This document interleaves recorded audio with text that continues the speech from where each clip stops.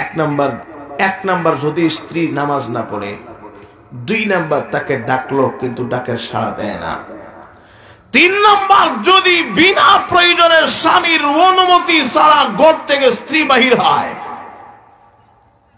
নবীজি বলেন যে স্ত্রী বিনা প্রয়োজনে স্বামী কথা ছাড়া ঘর থেকে বাহিরে অন্য জায়গায় চলে গেছে, নবীজি বলেন 70,000 ফেরেশতা এই স্ত্রীর প্রতি লানত দেন। আল্লাহর লানত, নবীর লানত, ফেরেশতাদের লানত, শুধু লানত নয়, এই কারণে আপনি তাকে হালকা পাতলা কিছু উত্তম মাধ্যম দিতে পারবা তার জীবনের শিক্ষার জন্য। যখন কথা ঠিক কিনা? এই কয়েকটা কারণে আপনি স্ত্রীর উপরে আঘাত প্রঘাত করতে পারেন, তবে শরীরে যেন কোনো জখম না হয়, আর এমন ভাবে না ফিটান যাতে ক্লিনিকে গিয়ে আরো 3 লাখ টাকা খরচ করতে হয়। শরীয়ত কোনদিন এমন অনুমোদন দেয় নাই। এজন্য স্বামীর উচিত স্ত্রীকে বরণ পোষণ দেওয়া, তার যা কিছু আছে নিত্য প্রয়োজনীয় সবগুলা স্ত্রীর হক অধিকার আদায় করা। যখন কথা ঠিক কিনা? যদি আপনি তাকে সময় মতো স্নো পাউডার না দেন, তেল ক্রিম না দেন, তাকে আলাদা বাসস্থান না দেন, তার ইজ্জত আপনার হেফাজতের জন্য ভালো যতটুকু আপনি পারেন ততটুকু পরিমাণের দামের কাপড় সেবন না দেন, স্ত্রী আপনার ঘর থেকে বাহিরে যেতে বাধ্য। দুষ্কার তার না আমার। একজন স্বামী যতটুকু হক দেওয়ার স্ত্রী দিবে, আর স্বামী স্ত্রী যতটুকু হক দেওয়ার তা অবশ্যই দিতে হবে। যখন কথা ঠিক কিনা? তবে স্ত্রী স্বামীর কাছেও কয়েকটা অধিকার পায়। এর ভিতর থেকে নাম্বার অধিকার হইল নাফকা সুকনা। নাফকা এর অর্থ হলো তার যত খাবার দাবারের প্রয়োজন আছে সবগুলা দেওয়া, খাবার দাবারের যত সরঞ্জাম আছে সবগুলা দেওয়া স্বামীর উপরে স্ত্রীর অধিকার দায়িত্ব। 1। 2 নাম্বার হলো তাকে সুকনা দেওয়া। সুকনা মানে তার বাসস্থান দেওয়া। কি দেওয়া? আর একটু জোরে বলেন। বাসস্থান দেওয়া। তাকে একটা বাসস্থান দিবা, যে বাসস্থানে তার ইজ্জত আবরু হেফাজত করে সুন্দর করে বসবাস করতে পারে, এমন একটা পরিবেশে তাকে দিবা।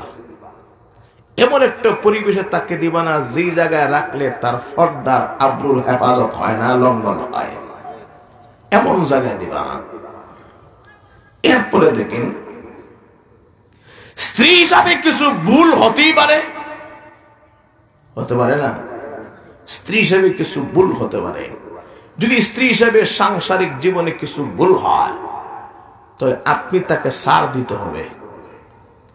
সমাজের সামনে, শ্বশুর বাড়িতে বা বাবার বাড়িতে তাকে অসম্মানী করা যাবে না, তার সাথে বেয়াদবিমূলক কোনো আচরণ করা যাবে না, বরং তাকে মাঝে মধ্যে তাকে বিনোদন দিতে হবে। আল্লাহ রসুল মাঝে মধ্যে আম্মা জান আয়েশা সিদ্দিকা রাদিয়াল্লাহু আনহাকে বিনোদনের জন্য বলতেন হুমায়রা। কি বলতেন? আর একটু জোরে বলেন। হুমায়রা মানে সুন্দরী। তো সুন্দরী বলতে খুব খুশি হইতেন আম্মা জান আয়েশা সিদ্দিকা রাদিয়াল্লাহু আনহা, খুব খুশি হইতেন। আল্লাহ রসুল বিবিদেরকে মাঝে মধ্যে আনন্দ দিতেন, কিন্তু আপনার চেহারা সদা সর্বদা সকাল থেকে সন্ধ্যা, সন্ধ্যা থেকে রাত পর্যন্ত প্রতিদিন আপনার চেহারায় কোনো হাসি খুশি নেই, যারা একদম কালো মসৃণ করে একদম হুতুম পেছার মতো আপনার চেহারাটাকে করে রাখেন, নবীজি বলেন এটাও আপনি স্ত্রীর অধিকারের উপরে জুলুম করেছেন। আপনি স্ত্রীর অধিকার আদায় করলেন না, তাকে অসম্মানী করা যাবে না। তার যতটুকু ন্যায্য হক আর অধিকার দেওয়া অতটুকু তাকে দিবা। বলেন দেওয়ার দরকার আছে না নাই? আর যখন দরকার আছে না নাই? মাঝে মধ্যে বিবির সামনে গিয়া খুব আনন্দ দেখাইবা। এই আনন্দ উৎফুল্ল দেখানোর নবীজি বলেন এটা আমার পয়গম্বরী সুন্নত। পয়গম্বরী সুন্নত। আল্লাহর নবী বিশ্বনবী রাহমাতুল লিল আলামিন সাংসারিক জীবনী আম্মা জান আয়েশা সিদ্দিকা রাদিয়াল্লাহু আনহাকে বলেন, আয়েশা চলো না একদিন আমরা মাঠে সকালবেলা যাব দৌড় প্রতিযোগিতা করার জন্য। আল্লাহর নবী বিশ্ব নবী রাহমাতুল লিল আলামিন আম্মা জান আয়েশা সিদ্দিকা রাদিয়াল্লাহু আনহাকে নিয়ে সকালবেলা দৌড় প্রতিযোগিতা হবে। কি দৌড়? আল্লাহর নবী বিশ্ব নবী আম্মা জান আয়েশা সিদ্দিকা রাদিয়াল্লাহু আনহাকে নিয়ে একদম সোজা কাতারে দাঁড়াইলেন। শরীয়ত সম্মত একজন নারী পুরুষের সাথে দৌড়ায়া পারবে না, যখন ঠিক কিনা? কারণ পুরুষের শক্তি ডবল আর নারীর শক্তি অর্ধেক সর্বদিকে। আল্লাহর নবী বিশ্ব নবী প্রথম দিন দৌড়া আম্মা জান আয়েশা সিদ্দিকা রাদিয়াল্লাহু আনহাকে পিছনে রেখে দৌড়ে আগে গেলেন। আল্লাহর নবী বলেন, আয়েশা আমি মুহাম্মদুর রাসূলুল্লাহ তোমাকে পিছনে রেখে আমি আগে চলে এসেছি, সুতরাং জিত হইল আমার। তুমি হাসছো, আমি জিতছি। কিন্তু আয়েশা সিদ্দিকা রাদিয়াল্লাহু আনহা মনে মনে বেজার হয়ে গেলেন, মুখে আর হাসি নেই। আল্লাহ রাসূল কইলেন, ঠিক আছে আগামীকাল আবার হবে, চেষ্টা করে দেখো তুমি আমার আগে যাইতে পারো কিনা। আল্লাহর নবী বিশ্ব নবী রাহমাতুল লিল আলামিন দ্বিতীয় দিন আম্মা জান আয়েশা সিদ্দিকা রাদিয়াল্লাহু আনহাকে সাথে নিয়ে আবার দৌড় উঠাইলেন। বললে, আয়েশা দৌড় দাও, আমিও দৌড় দেব। কিন্তু আল্লাহর রাসূল দেখা যায় মজা করার জন্য বিবিকে সামনে দেওয়ার জন্য ওই বিবির চেহারা কালো হয়ে গিয়েছিল। আয়েশা সিদ্দিকা রাদিয়াল্লাহু আনহার মুখে একটা হাসি দেখার জন্য আল্লাহ রাসূল জায়গায় শুধু দৌড়ায়, আম্মা জান আয়েশা সিদ্দিকাকে আগে যাওয়ার দেখার সুযোগ করে দিলেন। আম্মা জান আয়েশা সিদ্দিকা রাদিয়াল্লাহু আনহা দৌড়ে দৌড়ে আগে গিয়ে বলে, ওগো বিশ্ব নবী, ওগো কলিজার টুকরা বিশ্ব নবী, আমার প্রাণের স্বামী, গতকালকে তুমি আমার আগে গিয়েছো, আজকে কিন্তু তুমি আমার আগে যাইতে পারো নাই, আমি নাম্বার 1 হয়ে গেছি। নবী দৌড় দিছেন নি? দিছেন, গুরসিদর জায়গায় দিছেন। বউটা আগে যাক, এরপর একটা হাসি মারুক। যেরকম সুবহানাল্লাহ। আম্মা জান আয়েশা সিদ্দিকা রাদিয়াল্লাহু আনহা বলেন, আল্লাহর নবীকে নিয়ে আমি একটা বাথরুমের ভিতরে গোসলে ঢুকতাম, দুজনের ভিতরে এত সম্পর্ক, এত মজা ছিল। আম্মা জান আয়েশা সিদ্দিকা রাদিয়াল্লাহু আনহা বলেন, আমরা বালতিতে পানি নিতাম, অর্ধেক পানি বিশ্ব নবীর গায়ে আর অর্ধেক পানি আমি আয়েশার গায়ে। আল্লাহর নবী বলেন, রে আয়েশা, আমি গোসল করে অবশিষ্ট পানি বাকি রয়ে গিয়েছে, এগুলা পালিয়ে দাও। আয়েশা সিদ্দিকা রাদিয়াল্লাহু আনহা বলেন, ওগো নবীজি, না, এগুলা আমি ফালাই দিতে পারবো না। আপনি শুধু বিশ্ব নবী নয়, আপনি আমার প্রাণের স্বামী। আপনার যে ব্যবহৃত পানি রয়ে গেছি, ওই ব্যবহৃত পানি শুধু ইশক আর মহব্বতের কারণে আমি আম্মা জান আমার শরীরে সমস্ত পানিগুলা ঢেলে দিয়েছি। নবীজি আম্মা জান আয়েশা সিদ্দিকা রাদিয়াল্লাহু আনহার মুখে খাবার তুলে দিতেন। কি জোরে বলেন? বোর মুখে, স্ত্রীর মুখে নবীজি খাবার তুলিয়া দিতেন, আয়েশা ও নবীর মুখে খাবার তুলিয়া দিতেন। যেই গ্লাসের নবীজি পান করতেন, পানি পান করিয়া অর্ধেক রাখতেন আয়েশা যেন পান করে, আমার বিবিরা যেন পান করেন। আর বিবিরা যেই গ্লাসে পান করেন, নবীজিও ওই গ্লাসে পানি পান করতেন। আল্লাহর রাসূল বলেন, একই প্লেটে বসে স্বামী স্ত্রী দুজন যদি খাবার খাইতে পারে, ওই স্বামী স্ত্রীর মাঝখানে মহব্বত সৃষ্টি হবে। কোনদিন শয়তান এই মহব্বতটাকে ভাঙাতে পারবে না। জোরে কন্যা সুবহানাল্লাহ। দেখেন আল্লাহ। এরপর শেষ একু বাথরুমে ঢুকতেন, ফরজ গোসল সারতেন আল্লাহর রাসূল এবং আম্মা জান আয়েশা সিদ্দিকা রাদিয়াল্লাহু আনহা। ফরজ গোসল সারতেন একই বাথরুমে ঢুকিয়া, অর্ধেক পানি আল্লাহ রসুল ব্যবহার করতেন, অর্ধেক পানি আম্মা জান আয়েশা সিদ্দিকা রাদিয়াল্লাহু আনহা ব্যবহার করতেন। কেন? যে স্বামী স্ত্রী সম্পর্ক বোঝাবার জন্য। জোরে কন্যা সুবহানাল্লাহ, একটু জোরে কন্যা সুবহানাল্লাহ। আল্লাহ রসুল উম্মাহাতুল মুমিনিনদেরকে নিয়ে একই লেভেল নিচে ঘুমাইতেন, একই লেভেল নিচে। মাঝখানে আমরা সময় দেখবেন স্বামী স্ত্রীর মাঝখানে আরেকটা আলাদা কুলবালিশ, ঠিক নেই? কেন? এতে বোঝা যায় ওই স্বামী আর স্ত্রীর মাঝখানে শয়তান ঢুকে গেছে। যখন কথা ঠিক কিনা? আর একটু জোরে বলেন। স্বামী যদি কালো হয় মেনে নিতে হবে। ওয়াইদান নুফুস যুবিদাত, তোমাদেরকে জোড়া জোড়া করে আল্লাহ সৃষ্টি করেছেন। ওই কালো স্বামী হলে কি হবে? এটাই তোমার জোড়া। যখন ঠিক না? স্ত্রী যদি সুন্দর হয় অহংকারের কোনো প্রয়োজন নেই, কারণ তুমি সুন্দর হলে কি হবে? আল্লাহ জোড়া মারিয়ে দিছে কালো বেড়ার লগে। যখন ঠিক না? এক জায়গায় এক বুজুর্গ বিয়া করছেন, কিন্তু বউটা হলো খুব সুন্দর, সূর্যের মতো লাল, আর উনি হলেন কালো বাদামের মতো। নাকের সেন্টার ঠিক নেই, ডোল বটন ঠিক নেই, কিছুই ঠিক না, কিন্তু দুজন দিনদার। শেষ পর্যন্ত যখন বাসরের রাত হইত, এই বাসরের রাতে বউ কইল, শুনছ গো আমার প্রাণের স্বামী? কি? হা বলো। আমি তোমার স্ত্রী না? বলে হা। কবুল বলছি তোমাকে দেখে, আমি তোমার স্ত্রী, হালাল স্ত্রী, তুমি আমার জন্য হালাল স্বামী। তবে একটা কাজ আপনি সারা জীবন করতে হবে। বলে কি? দেখেন না আমার শরীরটা সূর্যের মতো লাল, তুমি হলো কালো কাউয়ার মতো কালো। সুতরাং তোমার সাথে যদি আমি সারা জীবন সংসার করতে হয়, তাহলে সারা জীবন তুমি আমি স্ত্রীর শুকর আদায় করবা। এর মানে আমার নিচে থাকবা। আমি সুন্দর, তুমি কালা। স্বামী করলো সর্বনাশ। স্ত্রী যদি এমন কথা কয়, আমি যাই কই, আর কথাটা তো বাস্তব। উনি সুন্দর, তার শুকরিয়া আদায় করতে হবে। উনি মাথা ঘুরে ঘুরে, কারণ পুরুষ লোকের বুদ্ধি বেশি না কম? আর একটু জোরে বলেন।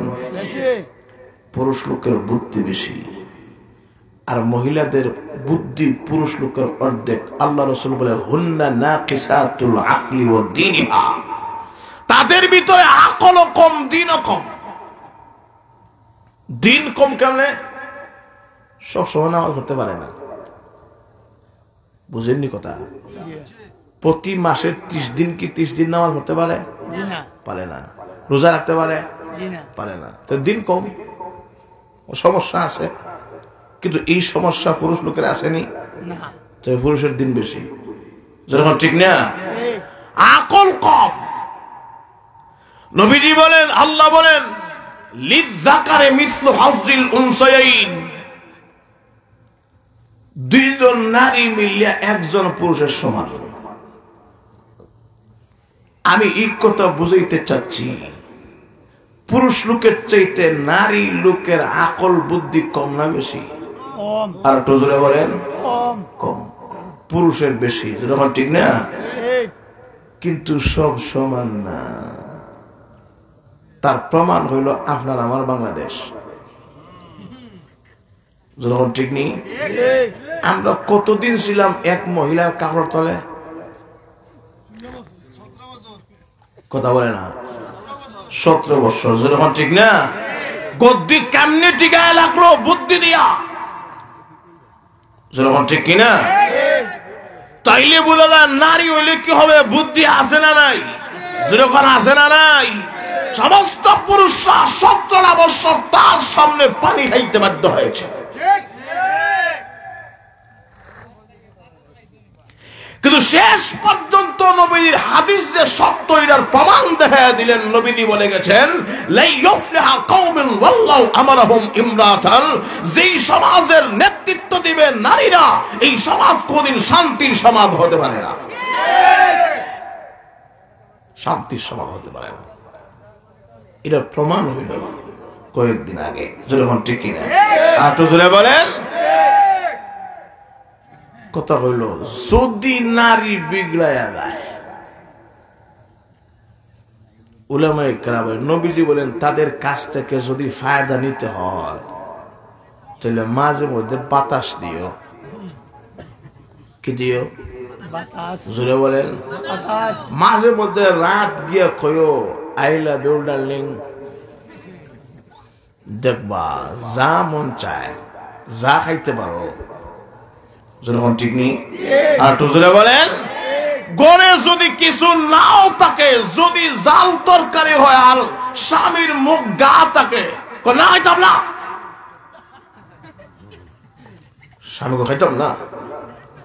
কিন্তু যদি মাঝে মধ্যে আপনি বাতাস দিতে পারেন, তখন দেখবেন কালো মুরগির ডিম যদি বাসায় না থাকে, কোনোভাবে একটা আইনেও জোগাড় করে করব না, আমার স্বামী আমাকে খুব মহব্বত করে কালো ডিম বাজি করে খাওয়াই দেয়। যখন ঠিক না, কাজ কেমন হইল? I love you darling. যখন ঠিক কিনা আর তো জোরে বলেন। এইভাবে মাঝে মধ্যে তাকে আনন্দ দেওয়া, এটা পয়গম্বরের সুন্নাত। জোরে কোন সুবহানাল্লাহ। আর যদি আপনি মুগ্ধ নখফল কুস তাকে দেখলে 3 দোষ, ঠিক নেই? এমনিতে আপনি খালা আর সেরা আরো করছেন মলিন, আর বললেন তুই কেমনে এই কাজ করলে, তুই কেমনে সেই কাজ করলে, এই কর্ম সেই কর্ম, এগুলা বলিয়া যদি তারে আরো আগুন ধরাইয়া দেন, সারা রাত তোমার কাছে আইতো না। ঠিক নেই? কথা বলেন। ট্রাই করে দেখিয়ে, একটু প্রশংসা করিয়েন, মাঝে মধ্যে তাকে উৎফুল্ল দিয়েন, আনন্দ দিয়েন। আনন্দ দেওয়া পয়গম্বরের সুন্নাত। জোরে কন্যা সুবহানাল্লাহ। তো তাকে আবার বেশি ডিলও দেওয়া যাইতো না, আবার টাইটও করা যেত না, মাঝখানে রাখবা। কারণ তাদের সৃষ্টি সোজা হাড্ডি থেকে না বাঁকা। আর একটু জোরে বলেন।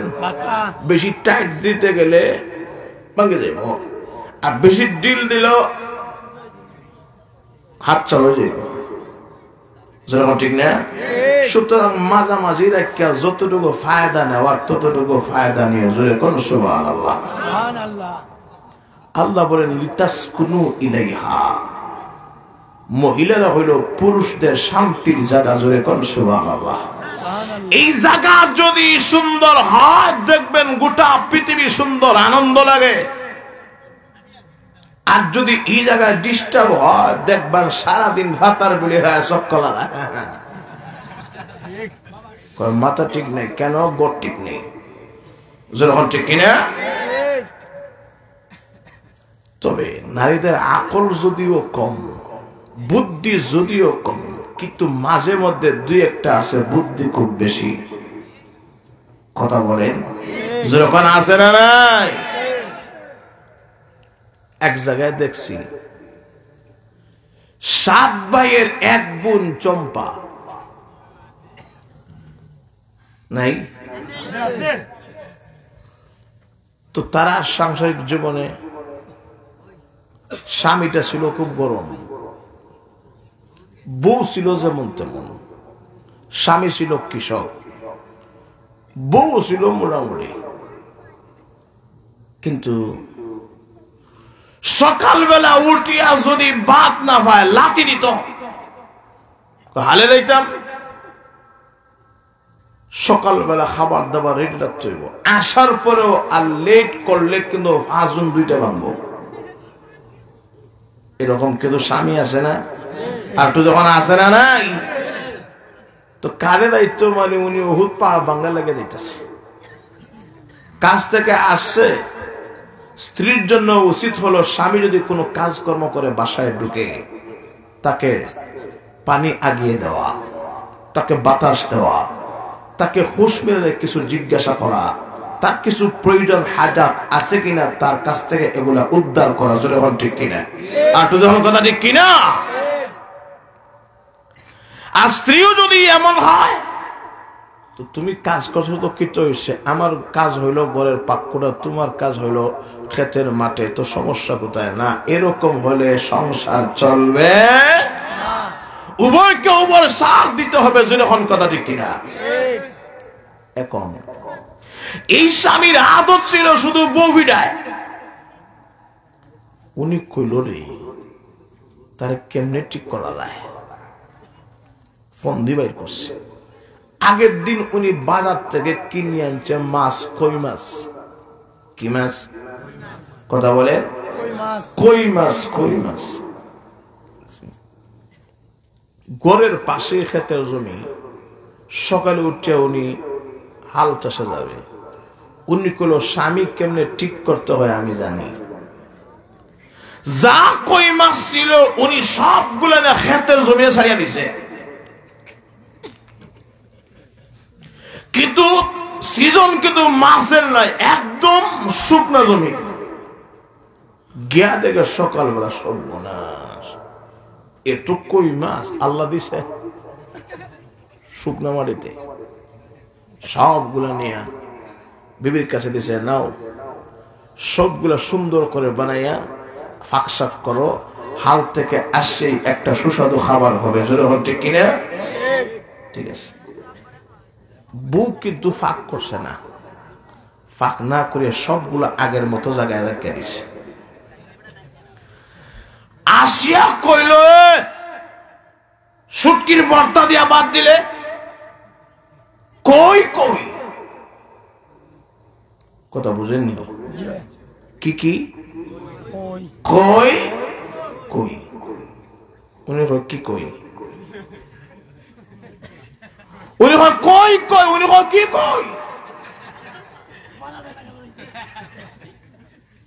শোন, আজকে কিন্তু তোরে রাখতাম না। কই যে একটু আগাই না দেশি, জমিন থেকে দূরে লুই আইছি।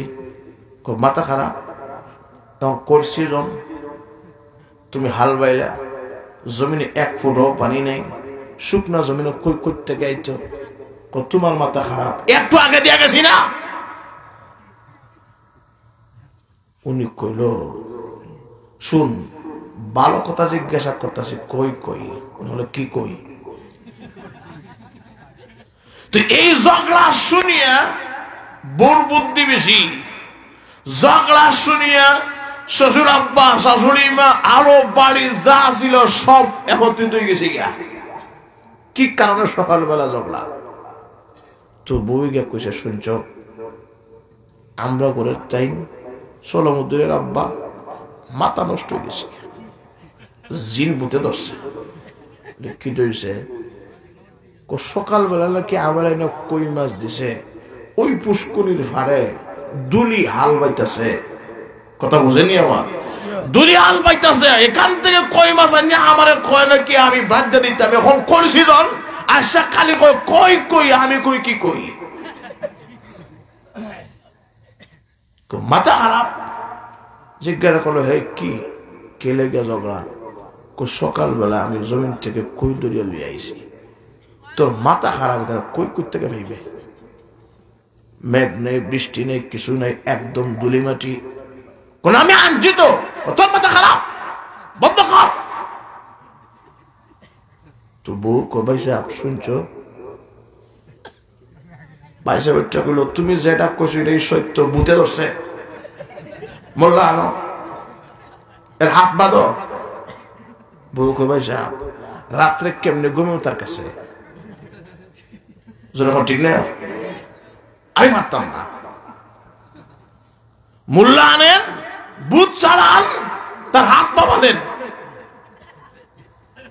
বউ সাল করে, কিন্তু হাত পা বাঁধাইলে সে শুয়া শুয়া কর, শুন হাত পা বাঁধলেও কাজ হইত না, শুয়াও কইতাছি কই কই। উনি কি কই?